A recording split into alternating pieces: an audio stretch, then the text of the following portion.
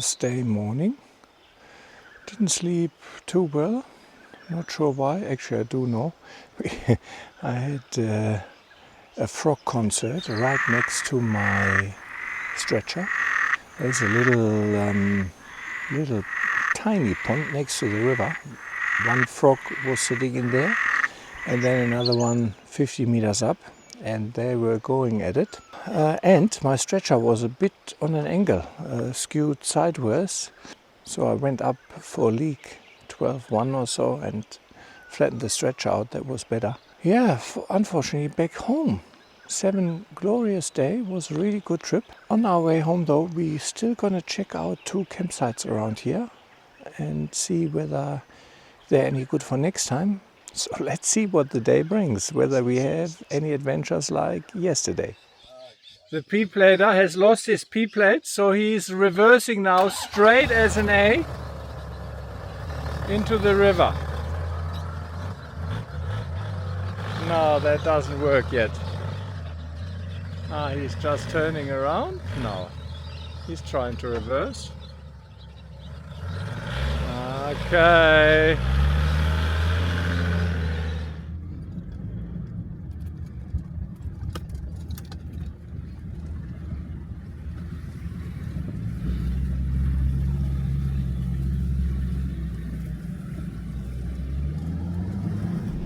Now we're having a quick look at lower Wattle flats.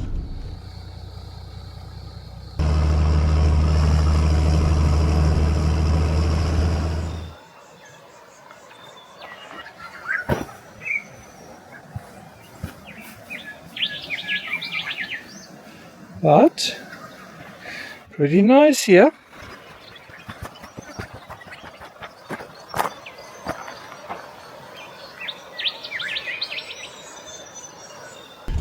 Taking another trek here, somewhere down to the river. It's not very well driven, but it's on some maps, not on others, and it should bring us straight to the river, so we will see. It is fairly overgrown, a lot of branches and trees in the road, but may lead us somewhere for a camp spot for next time maybe. So we follow that little track down, but it seems like it ends here, which would be a bit of a pity. That one here we can clean up. Few logs here. Better do a walk. Geez, only enough really for one car. While this was a nice spot, I don't think it was actually worth driving down here, or wouldn't recommend it. It's fairly overgrown, and at the bottom unfortunately there is no flat spot to camp anywhere. You also don't have easy access to the river, and you will need to reverse quite a bit because there is no proper way to turn around. So if you're one of my Patreon supporters, I have the track logs available for you. This is a track you should avoid, and I have marked it with a cross. You can be practicing your reversing skills. Yeah. Is that the end? That's the end. No way turn around at the bottom. So close. Beautiful. Yeah. I know you get through the river and everything. Yeah. But nice pool. Yeah. I have something I need to... You know, Stefan is not a good four-wheel driver. This is why he's a P-plater now. It's like hour or something. I'm gonna teach him. See, he bequeathed me the P, which he still needs a little bit for reversing, but I put him into a nice little spot here where he can do a bit of reversing. So once that trip is over, Bastian can reverse. I think he's now started using just one side mirror. By the way, I find... no, he can't. There's a log there.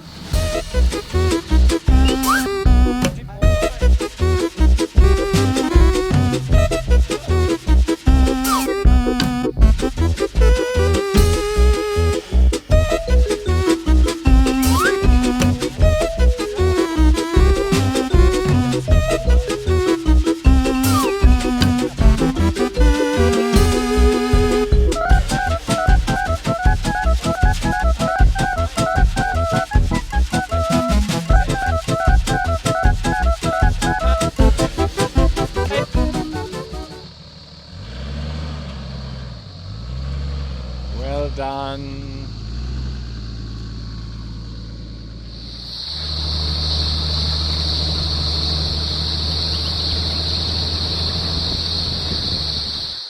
With our forest exploration wrapped up, we set our sights on Point Lookout. But you know how the best discoveries often happen when you least expect them. A simple sign pointing to Hyatts Flat caught our eyes and we couldn't resist the detour. It turned out to be the perfect spot to pause and refuel. Nothing beats the simple pleasures of a morning cuppa in the bush. And the timing was spot on for a proper breakfast break.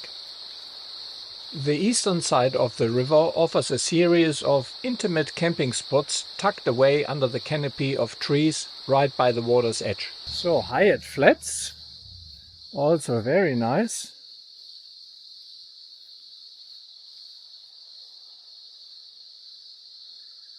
Certainly would be a good camp spot here for two. There's a bigger camp spot up there.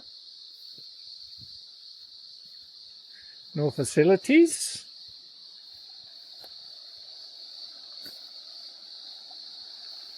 Swimming, it's not that deep.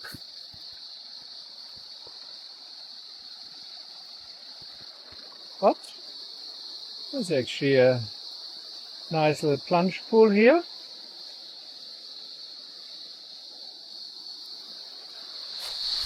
A quick brekkie. Best muesli in my book. I absolutely love it. It has a lot of fruity stuff in and so on. Very expensive, $9, but I wait until they're on sale, which then you get it for half price often. And Coles and Woolies, every few months have it on sale, and I buy then 10 or 12 packets. Really good, not too much sugar in, only recommend. Okay. The little milk boxes are pretty handy because it's just one muesli. So I don't use them at home, not for here. Good.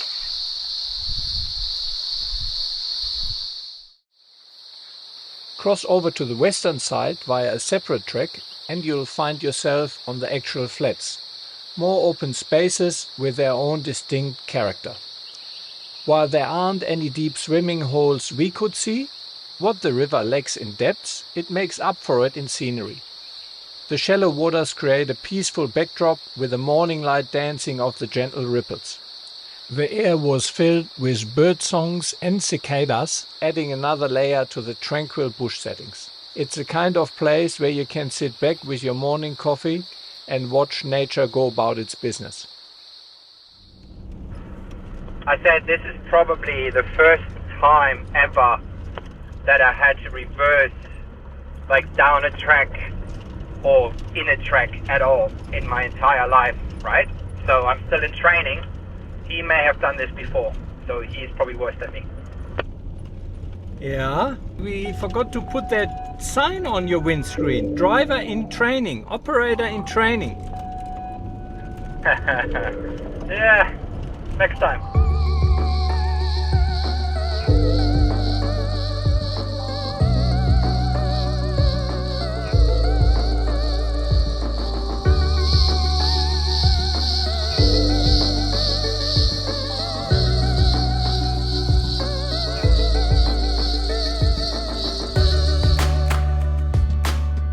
As we continued towards Point Lookout, I was maintaining my position as trip leader, with Bastian following at a slightly greater distance than usual in his Land Cruiser. Approaching a well-marked T intersection, I made what I thought was a clear announcement over the UHF, turning right towards Point Lookout, and the signage was unmistakably a proper directional sign that you can see. Now, with my regular crew, this level of communication would have been perfectly sufficient. When you've been wheeling with the same group for years, you develop a shorthand. A quick radio call about an obvious turnoff is all you need. But while the turnoff seemed obvious to me, and I'd done my part with the radio call, I had noticed that there was another turnoff to the right into a very small little fire trail. And that's the one Bastian decided to take.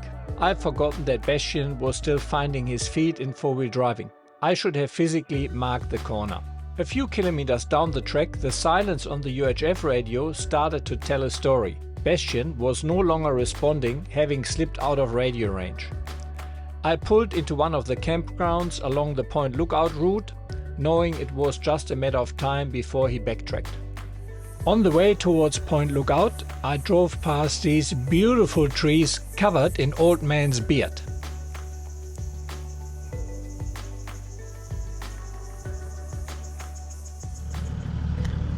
There is a lost child. Back! You said right, and there was literally a right turn. It looked like a Y, and it said back into the national park, so that must be the road you took. Oh. And then I drove down and down and down and down, and at some point I couldn't hear you anymore. I'm Yes. like, is that right? And then it was still another sign further into the national park. I'm like, okay, that's it. And then at the end, it's like, no through road, private property. Oh, I didn't realize you were that far behind. My bad, because I should mark the corners. Yeah. I just usually, in our group, they know where we're roughly going. So if you see that goes in the opposite direction. Yeah. Because I said the Point Lookout, there was a sign there. Yeah, because I just don't have the mapping, right? Because my tablet... Nah, all good, you figured it out? Yeah, all good. Okay. No, it's not bad. Point Lookout sits at 1,564 meters above sea level, offering one of the most spectacular vantage points in New England National Park. What makes this spot particularly interesting is how it bridges different eras of Australian national park development. The newer viewing platform provides safe, accessible viewing across the World Heritage Rainforest to the Pacific Ocean, visible some 70 kilometers away on a clear day. But it's the older section that gives these places character. The traditional pathways leading back to the shelter hut feels like a step back in time, reminiscent of how our national parks were originally developed decades ago. There's a pleasing simplicity in how the old and the new coexists here. While the main viewing area has been updated with modern facilities, the older walkways and shelters maintain the classic national park atmosphere. The shelter hut serves both as a practical refuge and an information point about the surrounding Gondwana rainforest. What I particularly appreciate about Point Lookout is that the modern additions haven't overshadowed its original charm. You can move between the newer section and those character-filled older tracks, each offering their own experience of this remarkable location. On any given day, you might spot spine-tailed swifts and grey goosehawks soaring past, adding to the natural drama of the escarpment views. It's one of those special places where thoughtful updates have made the location more accessible while preserving the authentic bush experience that makes these country parks so memorable.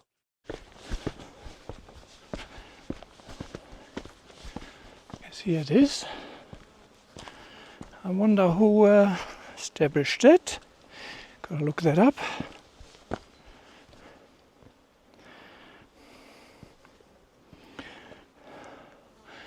There used to be a clear view up here, I would say. Smoky Cape Lighthouse. So you stand up here. Now look straight, follow me. And there's a Smoky Cape Lighthouse. Not sure what that is, some old hut or so. Wow, the old toilet. It's not longer in use, I dare to say. So it must be a tourist spot for quite some time. National parks, I don't understand why they don't renovate these old, I guess it wouldn't, fit, but old building, new outlets there. Not too different to the high country, really. So we now heading back towards home, taking the old Armidale to Kempsey Road. Yeah, Kempsey Armidale Road seems to be closed for residents only. However, we do actually see a resident here, which is Rob's mother, who lives here on the Armidale to Kempsey Road, and we're gonna have a cup of tea there. So yeah, lunch at George's Junction. Big signs now up that you can't even camp up at George's Junction anymore. Now over here actually, if you went through there, you could follow up the way to the Macleay River, nearly up to Kandarang East, I think it is. But that's now closed. I understand that was private, or is private land, and probably people did the wrong thing, but that was an awesome track, some beautiful swimming holes. And yeah, I'm surprised that you now can't even camp at George's Junction anymore. A bit of a bummer. Anyway, gonna have lunch here now, go for a quick dip, and then we're heading on. The Armidale to Kempsey road shows you some of nature's finest views. In many sections, it narrows to a single lane, winding along cliff edges with a creek far below. Landslides are common here, a minor inconvenience for travelers, but a real challenge for locals who rely on this route. It reminds me a lot of the Berry Way between Jindabyne and Chuggenbuggen, another road where you'll find a cliff face on one side and a serious drop on the other. Both roads are spectacular drives if you don't mind heights. But meeting oncoming traffic means careful reversing, especially with a camper trailer in tow. Not for the faint-hearted, but worth it for the views. So we are back on the road. That is the end of our trip. Gonna head now to Bellbrook, air up there, and yeah, then that was it. I just want to give a big shout out again to the iTPMS tire pressure monitoring system, which I'm still running and love it. One thing, we still haven't aired up, and next to the tire pressure it also shows me the tire temperature, and that means I can really easy monitor when it is urgent time to air up. At the moment we just hit tar. We're going to continue on for another, I don't know, 10-15 minutes till we hit Bellbrook, and then we're going to air up. But it is very comforting that I can check the tire, not just the pressure but also the temperature, because obviously one reason why you don't run tires at low pressure on tar at speed is that they overheat and then they disintegrate. And if you can measure the temperature, and so far it hasn't actually changed, then that's all good. After hitting Bellbrook, we aired up the tires and made a stop at the Bellbrook Hotel for coffee. By then it was pushing 3:30 in the afternoon, and while I was in no hurry to end the adventure, Bastian had commitments the next day. I thought it fitted to finish our trip where it all began, back at the coast. Just outside Crescent Head, I found a promising campground with solid reviews that wouldn't break the bank. Just $15 a night for an unpowered site. The plan was to cap off the day with a swim, but the coast had other ideas. The wind was up and the surf was rough, making the beach more of a spectator sport that afternoon. Oh, lights to the rescue, I guess. So my standard driving lights. And that are the laser.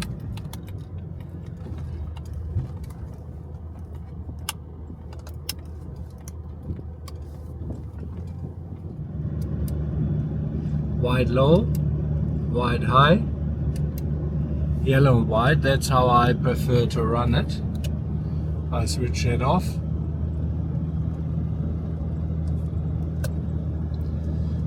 Yeah, huge difference obviously. And that is only the small 18-inch light bar.